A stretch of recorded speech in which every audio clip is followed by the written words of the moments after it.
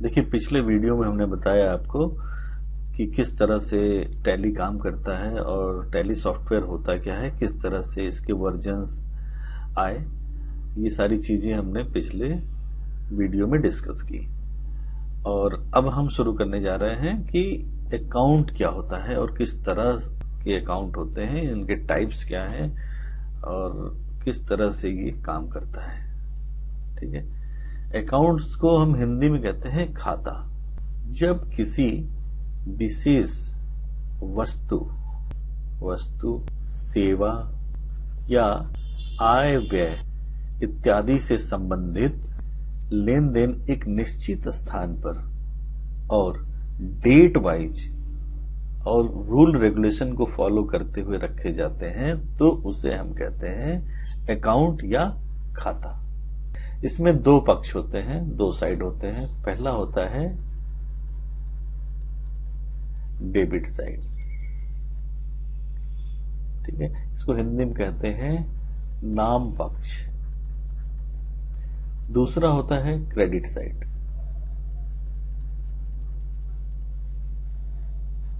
इसका मतलब होता है जमा पक्ष। Debit side, credit side. हम लोग जो भारत में यूज करते हैं वो डबल एंट्री सिस्टम यूज करते हैं। अकाउंटिंग का जो पद्धति है, जो सिस्टम है, वो डबल एंट्री सिस्टम हम यूज करते हैं। हम आगे बताएंगे कि डबल एंट्री सिस्टम होता क्या है। ठीक है, फिलहाल आप ये जाने कि एक साइड होता है डेबिट साइड और एक होता है क्रेडिट साइड। दोनों साइड में अमाउंट जो भी अमाउंट है वो इक्वल होना चाहिए। इक्वल का मतलब ये हुआ कि एक ट्रांजैक्शन अगर हो रहा है तो उसका एक साइड डेबिट है और एक साइड क्रेडिट है। इसका मतलब ये हुआ कि एक जगह पे अगर 10 रुपया ऐड हो रहा है तो वो 10 रुपया कहीं ना कहीं से माइनस हो रहा होगा। ठीक है, एक जगह अगर 50 रुपया की कमी आ रही है तो दूसरी जगह वो 50 रुपया क्या हो रहा है, प्लस हो रहा है। तो इसका मतलब ये हुआ कि एक साइड प्लस हो रहा है तो वो एक साइड माइनस हो रहा है। एक जगह अगर दिया जा रहा है तो एक जगह से लिया जा रहा है।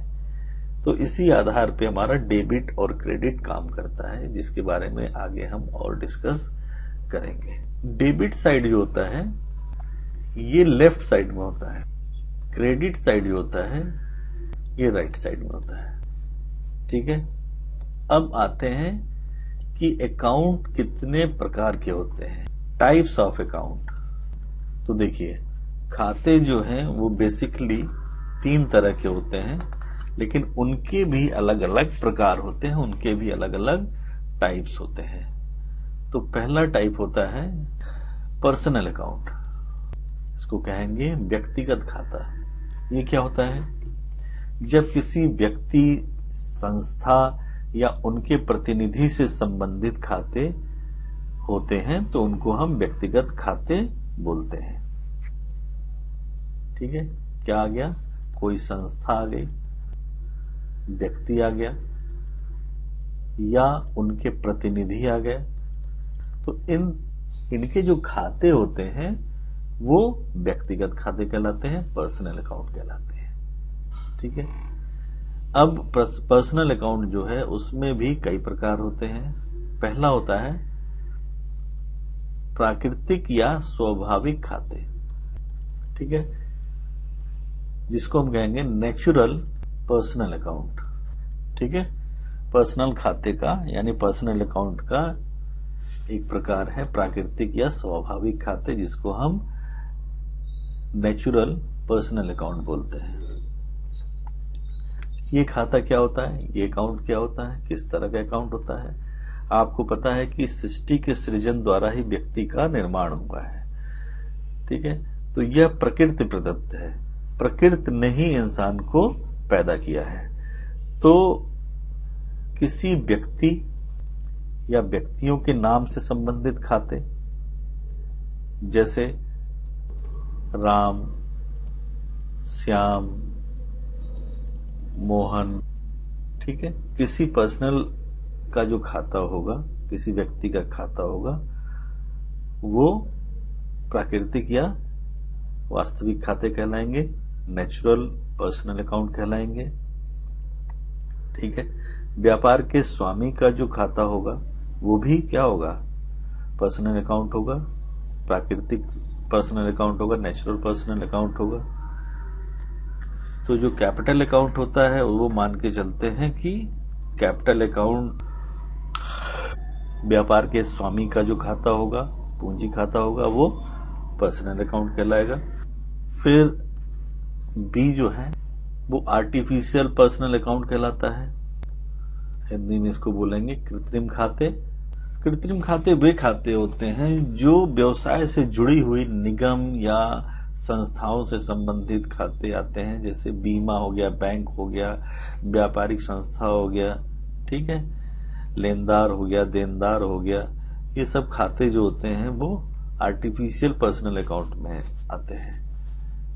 क्या हो गया, जैसे बैंक का अकाउंट, इंश्योरेंस कंपनी का, कोई व्यापारिक संस्था है उसका अकाउंट, मान लीजिए HDFC बैंक है, या कोई संस्था है मान लीजिए मोहन ट्रेडर्स। ठीक है। तो ये सब जो खाते हैं वो कृत्रिम खाते कहलाते हैं, आर्टिफिशियल पर्सनल अकाउंट कहलाते हैं। फिर देखते हैं सी क्या है, रिप्रेजेंटेटिव पर्सनल अकाउंट, प्रतिनिधि खाते। प्रतिनिधित्व खाते व्यक्ति या समूह का प्रतिनिधित्व करते हैं। ठीक है। ये किसी व्यक्ति या समूह का प्रतिनिधित्व करते हैं, यानी रिप्रेजेंट करते हैं किसी को। तो इस तरह के जो खाते होते हैं वो रिप्रेजेंटेटिव पर्सनल अकाउंट कहलाते हैं। जैसे सैलरी का खाता।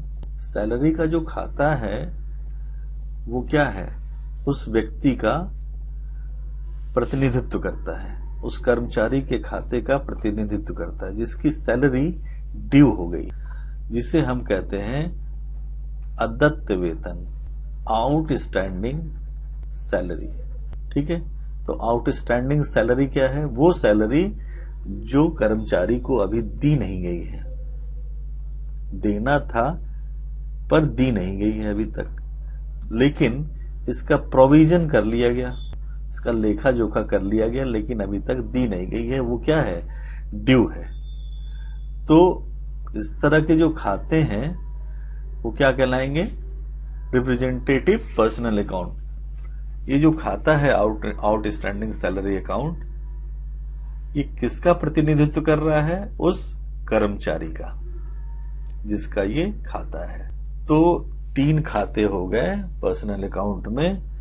पहला हो गया नेचुरल पर्सनल अकाउंट, दूसरा हो गया आर्टिफिशियल पर्सनल अकाउंट, तीसरा हो गया representative personal account. Natural personal account किसी व्यक्ति का खाता हुआ, जिससे राम, श्याम, मोहन, सोहन या व्यापार के स्वामी का खाता हो गया। ठीक है। कृत्रिम खाते यानी आर्टिफिशियल पर्सनल अकाउंट वो खाते हो गए जो किसी फर्म के हैं, संस्था के हैं, बैंक के हैं, किसी दुकान के हैं, दुकानदार के हैं। ठीक है। इस तरह के खाते क्या हो गए, कृत्रिम खाते, आर्टिफिशियल पर्सनल अकाउंट। तीसरा हो गया representative personal account. Representative personal account का मतलब ये हो गया कि ऐसे खाते जो किसी प्रतिनिधि का प्रतिनिधित्व करते हो, जैसे कि हमें सैलरी देनी थी एम्प्लॉय को लेकिन दी नहीं गई, जबकि उसका प्रोविजन कर लिया गया, तो वो सैलरी ड्यू रह गई। ठीक है। तो आउटस्टैंडिंग सैलरी उसको बोलेंगे हम, अदत्त सैलरी बोलेंगे जो नहीं दी गई। ठीक है। तो वो जो अकाउंट है, वो सैलरी अकाउंट जो है, वो उस पर्टिकुलर कर्मचारी का क्या कर रहा है, प्रतिनिधित्व कर रहा है। तो इस तरह के जो अकाउंट है वो रिप्रेजेंटेटिव पर्सनल अकाउंट कहलाते हैं। ठीक है। तो ये हो गया पहले के 3 पार्ट। अब दूसरा जो है वो है रियल अकाउंट। रियल अकाउंट मतलब वास्तविक खाते। रियल खाते वो खाते होते हैं, ऐसे खाते जो अधिकार और संपत्ति से संबंधित होते हैं, वास्तविक खाते कहलाते हैं। ठीक है, इसमें दो तरह के खाते आ जाते हैं, पहला टेंजिबल अकाउंट और दूसरा बी पार्ट जो है वो इनटेंजिबल अकाउंट। रियल अकाउंट वास्तविक खाते जिसमें सारे एसेट्स वगैरह आ जाते हैं हमारे।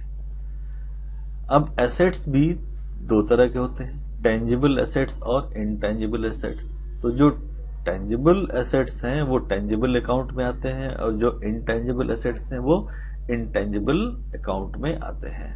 अब टेंजिबल एसेट्स वो एसेट्स होते हैं जिनको हम छू सकें।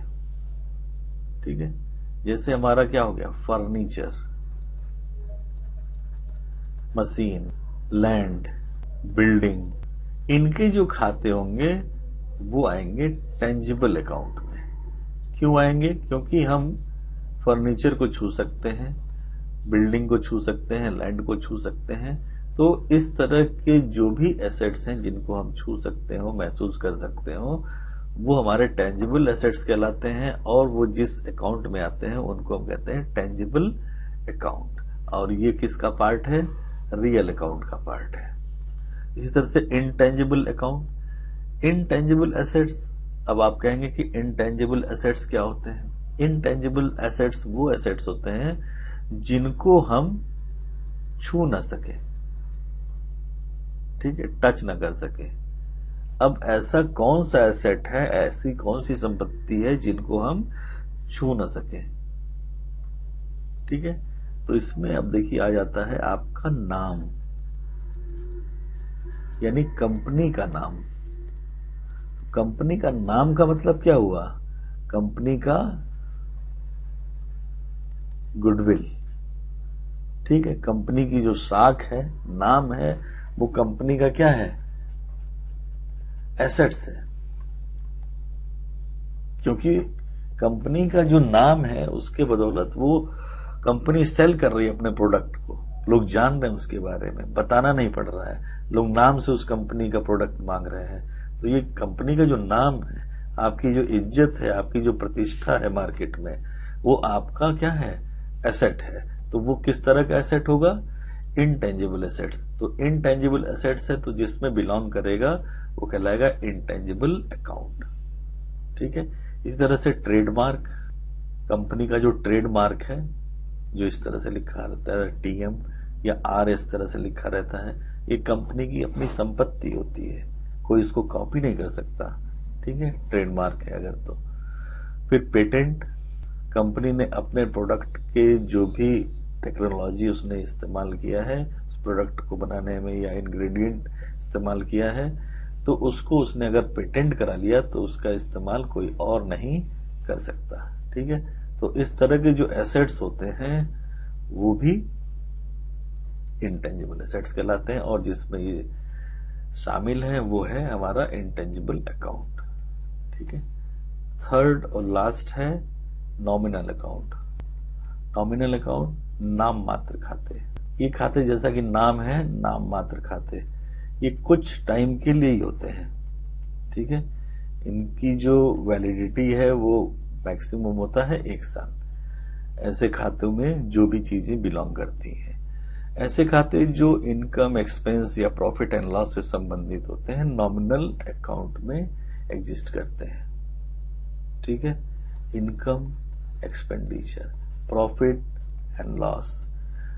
तो जो भी हमारा इनकम का अकाउंट है वो नॉमिनल अकाउंट होगा, एक्सपेंस का जो अकाउंट होगा नॉमिनल अकाउंट होगा, प्रॉफिट का जो अकाउंट होगा नॉमिनल अकाउंट होगा, लॉस का जो अकाउंट होगा वो भी नॉमिनल अकाउंट होगा। ठीक है, जैसे purchase, purchase account nominal account होगा। अब आप कहेंगे परचेज अकाउंट तो समझ में नहीं आ रहा कि खर्चा है, इनकम है, प्रॉफिट है, लॉस है। तो देखिए, परचेज हम करते हैं जब भी कोई चीज तो हम एक्सपेंस करते हैं। ठीक है, खर्च करते हैं तभी वो परचेज करते हैं। इसी तरह से सेल्स अगर हो रहा है तो हमारा इनकम हो रहा है, तो सेल्स अकाउंट भी नॉमिनल अकाउंट होगा। सैलरी अकाउंट, ये भी एक्सपेंस है, सैलरी हम दे रहे हैं, एक्सपेंस है, तो ये भी नॉमिनल अकाउंट। वेज, मजदूरी हम दे रहे हैं, वो भी नॉमिनल अकाउंट में जाएगा क्योंकि ये भी एक्सपेंस है। ठीक है, तो इस तरह के खाते जो होते हैं वो नॉमिनल अकाउंट कहलाते हैं। अब जैसे मान लीजिए डेप्रिसिएशन किस पे होता है? फिक्स्ड एसेट्स पे होता है, यानी अचल संपत्ति, वो संपत्ति जिसको हम अगर बेचते हैं तो उतना पैसा नहीं मिलता जितने में हमने खरीदा था। तो जो लॉस हो रहा है वो क्या है? डेप्रिसिएशन कहलाता है। ठीक है, तो ये जो डेप्रिसिएशन है वो भी एक तरह का एक्सपेंस है, हमारा खर्चा हो गया जो मिलने वाला नहीं है। तो ये भी किस में जाएगा? नॉमिनल अकाउंट में। तो 3 तरह के अकाउंट हो गए, कौन कौन से? पर्सनल अकाउंट, दूसरा रियल अकाउंट और तीसरा नॉमिनल अकाउंट। अगर मोटा मोटी देखा जाए तो 3 तरह के अकाउंट होते हैं, पर्सनल, रियल और नॉमिनल। पर्सनल अकाउंट जिसमें किसी व्यक्ति, किसी संस्था, किसी ऑर्गेनाइजेशन का खाता एग्जिस्ट करता हो, वो हमारा पर्सनल अकाउंट है। रियल अकाउंट जिसमें ऑल टेंजिबल और इनटेंजिबल एसेट्स एग्जिस्ट करते हो, टेंजिबल एसेट्स जिनको हम छू सकते हो, इनटेंजिबल एसेट्स जिसको हम छू नहीं सकते हो। ठीक है, तो सारे एसेट्स जैसे फर्नीचर हो गया, मशीनरी हो गया, ये सारी चीजें टेंजिबल हैं, ये भी रियल अकाउंट में जाएंगी। और गुडविल, पेटेंट, ट्रेडमार्क और रजिस्टर्ड भी हमारा एसेट है, तो ये भी हमारा रियल अकाउंट में जाएगा। ठीक है, लास्ट आता है हमारा नॉमिनल अकाउंट। नॉमिनल अकाउंट में all expenses and losses should be exist in nominal account. ठीक है, तो जितने भी इनकम, एक्सपेंडिचर है, प्रॉफिट और लॉस है कंपनी का, परचेज है, सेल है, डेप्रिसिएशन है, सैलरी है, वेज है, रेंट है, इलेक्ट्रिसिटी बिल है, इससे रिलेटेड जितने भी अकाउंट हैं, जितने भी खाते हैं, वो सब क्या कहलाएंगे? नॉमिनल अकाउंट कहलाएंगे। ठीक है, तो ये रहा आज का जो सेशन, वो ये था कि खाते कितने तरह के होते हैं, यानी अकाउंट कितने तरह के होते हैं, और उनकी प्रकृति यानी उनकी कैरेक्टरिस्टिक किस तरह का होता है, ये आज हमने डिस्कस किया। ठीक है, बाकी हम नेक्स्ट क्लास में, नेक्स्ट वीडियो में आपसे डिस्कस करेंगे। तब तक के लिए थैंक यू सो मच।